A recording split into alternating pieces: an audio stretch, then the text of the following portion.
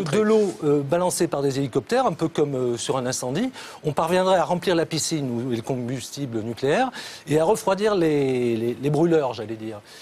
Si c'est vrai et si j'ai raison, est-ce qu'on ne peut pas faire cet appel? Peut-être. Peut-être que j'ai raison et peut-être qu'on peut sauver la centrale avant de sauver l'économie. Qui sait? Audrey Vernon, qui n'est pas des économistes non plus. Oui. Non, mais ce qui est étrange, c'est qu'on parle de conséquences économiques, mais la cause du désastre est aussi économique, puisque ce sont des centrales qui ont été construites pour faire de l'électricité pour des industries, pour construire des usines, des voitures qui sont actuellement dans la mer. Et donc, quand on voit ça, on se dit que l'économie rend la destinée humaine complètement débile, puisque les industriels et les intérêts privés qui ont construit ces centrales ne savent pas défaire ce qu'ils ont fait. Et comme pour tous les objets qu'on fabrique, que ce soit les composants électroniques, les microprocesseurs qu'on ne sait pas non plus recycler, qui sont envoyés en Afrique et qui sont recyclés par des enfants, qui font brûler pour récupérer les métaux, on ne sait pas défaire ça. C'est pas des feuilles qui sont biodégradables. Et tous ces intérêts privés qui ont construit ces centrales et qui ont profité de l'électricité et de l'industrie, où est-ce qu'elles sont maintenant ?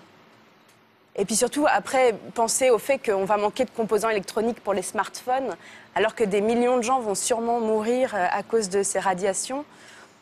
On s'en fiche un petit peu. Ça veut dire que c'était répondre à la question qui m'était posée en disant que c'était tragique. Je ne pense pas avoir mis en avant les smartphones plutôt que les gens qui vont mourir. Non, mais je ne parlais pas de ça. Mais une manière de déformer mes propos. Non, pas du tout. Je ne m'adressais pas à vous. Je dis juste que le fait que ce soit un tsunami économique, peu importe. Non, mais ça, je suis d'accord avec vous, c'est sûrement pas la priorité. Mais comme on a consacré au nucléaire une bonne partie de l'émission d'hier, il faut varier les questions. En tout cas, où sont les responsables? Qui a fabriqué ces centrales et qui ne sait pas les arrêter? Le principe des centrales, c'est qu'on ne sait pas les arrêter. Non, mais je veux dire, c'est vrai, d'une façon générale. On ne sait pas arrêter une centrale atomique. C'est bien la seule chose qu'on lui reproche. Parce qu'à part ça, c'est une énergie propre. Donc on reproche aux centrales qu'on ne puisse pas les arrêter, qu'il n'y a pas d'interrupteur. On n'a pas un manque de héros, puisqu'ils sont 50 à l'intérieur, là, en train de travailler et de se battre. Si ce qu'on nous dit est vrai, si je l'ai bien compris, si c'est vrai qu'un hélicoptère pourrait jeter de l'eau et refroidir, ce que je dis est vrai, sinon... oui, mais alors peut-être qu'on ne veut plus des héros, parce que justement, qu'est-ce qu'on dirait aux Japonais? Il y a des héros partout au Japon. Oui, mais qu'est-ce qu'on dirait au pouvoir japonais s'il envoyait des gens à la mort? Justement, on dirait, vous revenez au Japon d'avant, donc plus ou moins vous étiez plus ou moins fasciste, etc. Est-ce que ce n'est pas une raison psychologique? Il faudrait se poser la question. Je pense pas, là. La question est posée. La question est posée. Voilà. Mais pour l'instant, les centrales n'ont tué personne. C'est quand même la nature qui a tué pour l'instant. On ne sait pas encore le nombre, quelque chose de l'ordre de 25 000. Quelque chose de... Oui, mais c'est une peur qui est étrange, parce que vous voyez les correspondants de guerre qui n'ont peur de rien. La peur qu'ils ont, correspondants de guerre français, correspondants là-bas, français ou étrangers, ils sont terrorisés, ils le disent. Et ils ont une voix blanche. Et, et ça, c'est une peur particulière. C'est-à-dire qu'on n'aurait pas peur des missiles, enfin, je ne parle pas pour moi, mais ceux qui ont l'habitude d'être des reporters dans ces genres de pays n'ont pas peur. On a peur de ça parce que c'est le mal paranoïaque par excellence. C'est quelque chose, on ne le voit pas, on ne le sent pas, et ça ne va pas vous tuer, ça va vous rendre malade, ça va vous dégrader. Vous voyez, et je pense que on a cette terreur qui est bien pire que celle des bombes, puisque finalement les bombes ont tué beaucoup plus que les bombes atomiques. Et on retient les terreurs des bombes atomiques. Paul Jorion. Oui, je crois qu'il y a vous avez une difficulté parce que vous dites, on a parlé hier d'un certain aspect et on va parler de l'économie séparément du reste. Et vous voyez, on peut pas. Oui, nous, on est tous des êtres humains. Alors la question éthique, elle vient tout de suite. Il y a encore un autre aspect que je voudrais quand même mentionner. Et ça, il faudra qu'on y réfléchisse véritablement. C'est l'évaluation du risque. Bon, parce que le débat, c'est comme des choses qui se passent en Tunisie et qui ont des ramifications tout de suite en France. C'est la même chose dans ce cas-ci. Il se passe quelque chose au Japon et il y a des ramifications immédiatement en France parce qu'il y a un tout nucléaire, etc., etc. Et la question qu'il faut poser, c'est les questions qui ont été posées. Moi, je ne suis pas d'accord quand on dit que c'est un problème de rapport à la nature, parce qu'il y a deux choses. Bon, il y a un raz-de-marée, il y a un tremblement de terre. Ça, c'est des choses qu'on connaît. C'est la planète sur laquelle on est. Ça, c'est comme ça qu'elle fonctionne. Puis il y a des choses que nous faisons nous-mêmes, comme les centrales nucléaires. Ça, nous faisons nous-mêmes. Alors, le risque est associé à des tremblements de terre. Bon, il y a eu le problème Xintia. Est-ce qu'il faut bâtir des maisons à des endroits où la mer va revenir venir de toute manière. Bon. Mais dans le cas des centrales nucléaires, apparemment, on a calculé le risque séparément sur ce qui pouvait se passer avec un tremblement de terre et séparément ce qui pouvait passer avec un tsunami. Il aurait fallu quand même mettre les deux ensemble. Bon. Et de toute manière, tous ces calculs de risque qui sont faits à l'échelle de quoi? De 50 ans, 100 ans, 200 ans, 300 ans maximum. On nous dit, on ne sait pas ce qui s'est pas passé des choses comme ça il y a plus de 300 ans. On fait des calculs sur 300 ans et on nous dit que ça va tenir des milliers d'années. Ça, on le fait. Et ça, c'est une erreur. C'est par rapport à nos évaluations de la probabilité des risques qui sont associés. Il y a des erreurs fondamentales qui sont faites simplement à ce niveau-là et on en voit les conséquences. Des choses qui ne doivent apparaître qu'une fois tous les milliards d'années, on les voit apparaître tous les 50 ans. Et ça c'est la manière dont nous envisageons ces problèmes. Mais il y a quelque chose de récurrent qui est que chaque génération veut essayer de dominer la nature, où on dit en économie veut repousser le mur de la rareté. C'est-à-dire qu'on a des contraintes économiques qui font qu'on ne peut pas s'enrichir plus vite qu'à un certain rythme collectivement. Et en fait, ce qu'on voit, et c'est vrai que la discussion qu'on a évoque cette question, c'est que chaque génération croit qu'on peut être plus fort. Chaque génération croit qu'on peut utiliser la politique monétaire sans avoir à travailler et avoir plein de croissance. Chaque génération croit qu'on peut produire de l'énergie et que finalement, si on calcule un risque sur un siècle, il ne va pas arriver parce qu'il n'est pas arrivé pendant un siècle. Donc, c'est toujours cette logique et c'est pour ça que je réagis aussi en écho à ce que vous disiez, c'est que c'est pas quelqu'un qui nous impose, c'est collectivement on fait ce choix parce qu'on a envie de plus, on a envie d'aller plus loin, on a envie de dominer la nature, on a envie de croire qu'on est plus fort que les générations précédentes et ça implique ces décisions qui font que peut-être on construit des centrales sur des zones particulièrement à risque et la probabilité est plus forte que tous les siècles, par exemple. C'est cet imaginaire, si vous me permettez, c'est cet imaginaire justement qui, à mon avis, est saturé. Le progrès. C'est difficile à dire cela, c'est-à-dire que dans le fond, le grand mythe du progrès, un peu Benet, Béat, Bébête, qui de toute façon a donné toute une série de belles choses et qui a entraîné le développement technologique, le développement industriel. Mais on continue quand même, on a toujours envie collectivement. C'est vrai, mais il faudra voir. Oui. Je crois que là, il peut y avoir des fissures à un moment donné. Hein, le vase où meurt cette verveine, un coup d'éventail l'a fêlé, on ne voit pas très bien à quel moment l'eau s'en va, mais peut-être que nous sommes à un moment de saturation où le grand mythe du progrès cesse. C'est en ce sens qu'à mon avis, on ne pourra plus avoir le même type de rapport à la nature qui va entraîner à bien des égards ce qu'on peut voir actuellement. Ce qui ne veut pas dire que ce soit un retour en arrière qui va se prévaloir. Enfin, c'est pas le cercle. C'est le comment. Voilà, on va peut-être réfléchir aussi au comment. Une image. Voilà, je crois que c'est ça. Et c'est dire, on avait un schéma qui était le schéma de la flèche. On allait toujours, on en voulait plus, etc. À l'opposé, il y avait le schéma du cercle réactionnaire. Là, je crois que ça va nous forcer à penser en termes de spirale, c'est-à-dire à la fois quelque chose qui évolue, mais en faisant attention aux racines qui sont les nôtres, c'est-à-dire cet enracinement sur la Terre. Voilà, moi je crois qu'il y a là quelque chose qui est symboliquement important. Et au contraire, Roux de Bézieux. Oui, moi je fais un peu attention à toutes ces discussions, parce que les centrales nucléaires, ce n'est pas une technologie récente. On n'est pas sur le forefront de l'avant-garde de la technologie où on prendrait des risques démesurés. On est sur quelque chose. 50 ans, c'est pas beaucoup non plus. Enfin, oui, mais à l'échelle du progrès humain et du progrès du XXe siècle. À l'échelle des probabilités de calcul des risques, c'est rien. C'est pas ça que je veux dire. C'est qu'à l'échelle des technologies, ça n'est pas une technologie récente sur laquelle on aurait pris énormément de risques. C'est une technologie qu'on connaît depuis 50 ans. C'est la même depuis 50 ans. On n'a pas évolué non plus beaucoup. Oui, et peut-être. Mais peut-être que effectivement, les risques ont été mal calculés. C'est l'histoire du cygne noir. C'est jamais la conjonction qu'on a prévue qui arrive, parce que là, il y a eu tsunami plus tremblement de terre.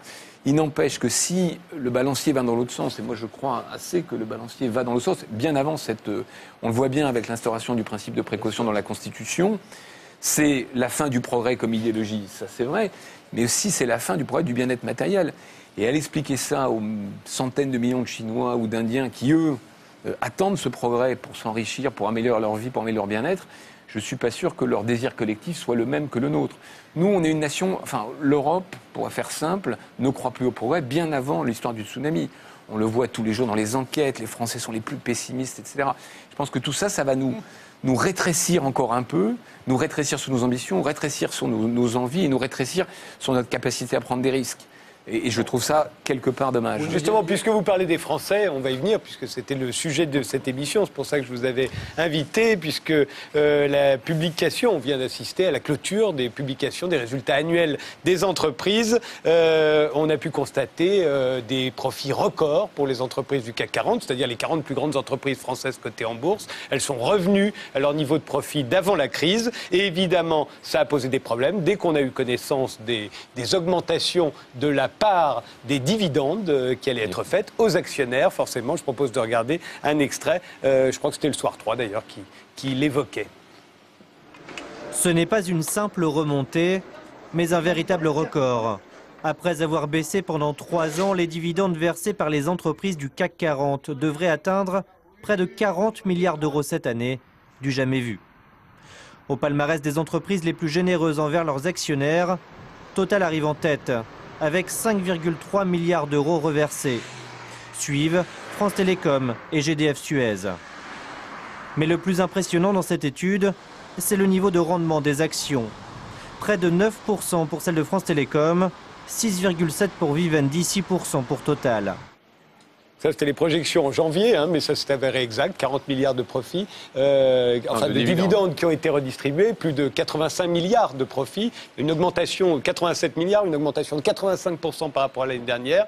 Et évidemment, en voyant ça, les salaires qui ont augmenté de moyenne d'à peu près 2-3%, je crois, pour ces mêmes entreprises, forcément, on se dit, c'est pas juste. Paul Jorion, vous trouvez que c'est pas juste? Non, nous, on a l'impression que c'est qu'on vide la caisse avant fermeture définitive, oui, que c'est le pillage final, parce que c'est un peu gros quand même dans le cadre de...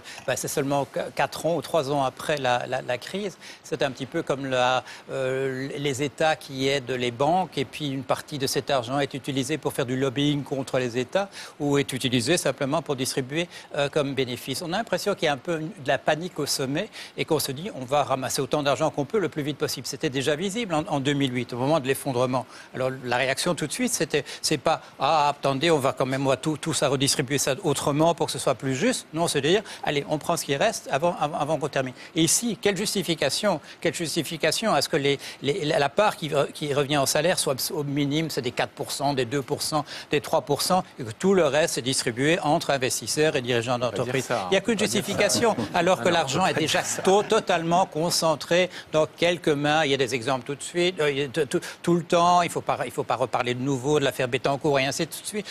Des cadeaux de 30 millions et des machins comme ça. C'est déjà complètement concentré. Il faut déjà emprunter pratiquement tout l'argent dont on a besoin pour produire dans les entreprises et les ménages pour consommer. Alors, ils bouent tous les deux. Geoffroy Roux de Bézieux, qui est administrateur de plusieurs sociétés du CAC 40. D'une seule qui a perdu beaucoup d'argent, c'est Peugeot. Alors, d'abord, une petite remarque quand même. Comparer le plus 3% des salaires, plus 2, plus 3, avec le plus 85% des profits, il faut aussi, quand en 2008, les profits ont fait moins 50%, les salaires n'ont pas baissé, heureusement, de moins 50%. Ce qui compte, c'est la part qui va aux actionnaires, la part qui va dans l'entreprise et la part qui va au salaire. Il y a un monsieur qui s'appelle Jean-Philippe Cotis, qui est un grand économiste, pas spécialement classé du côté libéral, qui a fait une étude sur les 10 dernières années en France, qui montre que sur les 10 dernières années, la part de la valeur ajoutée est stable entre salaire, dividendes et investissement dans l'entreprise. Alors on peut trouver que la part actuelle des dividendes est trop élevée, ça c'est un autre débat. Mais elle est stable, ça veut dire qu'elle n'augmente pas, mais elle représente quoi? On se souvient que le président de la République encourageait, il disait l'idéal ce serait les 3 tiers, un tiers pour les salaires, un tiers pour les investissements, un tiers pour les actionnaires. De Serge Dassault, ils sont formidables. Seulement, tout le monde ne chose pas du 40, et dans des entreprises à fort investissement, c'est beaucoup moins de dividendes et beaucoup plus d'investissements. Les entreprises qui n'ont pas d'investissement à faire, les entreprises de services, c'est beaucoup moins d'investissement et beaucoup plus de dividendes. Donc je ne crois pas que cette règle s'applique partout. Non, par contre, le sujet que vous posez, qui est le vrai débat, c'est que le capitalisme, qui n'est pas mort, cher monsieur, mais je serais ravi d'en débattre avec vous, et qui se réinvente à chaque fois, il est toujours sur une ligne de crête. La ligne de crête, c'est quoi? C'est trop d'inégalités, il tue le système. Trop d'inégalités, les gens se révoltent, ça donne la Libye, ça donne la Tunisie, etc., etc. Parce que c'est le capitalisme oligarchique. Ah, ça, je suis pas d'accord avec vous. La Tunisie, les gens se sont révoltés à cause des inégalités. Pas pour la démocratie, pour avoir plus leur part du gâteau.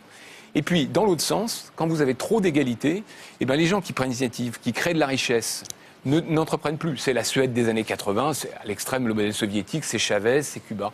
Donc le vrai débat qu'on doit avoir, c'est quoi l'égalité et quel est le sentiment d'équité qui est le nôtre, enfin qui est collectivement le nôtre.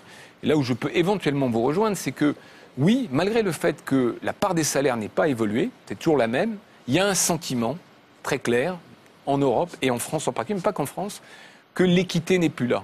L'équité, c'est chacun selon ses mérites. C'est pas tout le monde pareil, c'est chacun selon ses mérites.